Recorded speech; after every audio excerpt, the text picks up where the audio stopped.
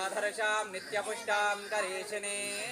ईश्वरीगुं सर्वभूतानां तामियोपहरे श्रियं श्रीर्मे भजतु अलक्ष्मीर्मे नश्यतु सत्यमसीमहे पशोनागं रूपमन्नस्य मयि श्रेष्ठयतां यतः प्रजाभूतामयि सम्भवगर्थमा श्रियं पाशय मे कुले मातरं पद्ममालिने स्वजन्तु स्निग्धानि जिह्लीतवसमे गृहे देवीं मातरं जयं वादय मे कुले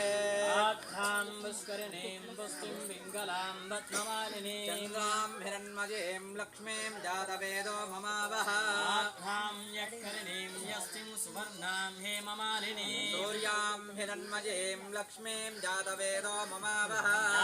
आवह जातवेदो लक्ष्मीमनभगामिनी यस्यां हिरण्यो प्रबोधं गावो दास्योऽश्वान् विन्देयं परुषाणः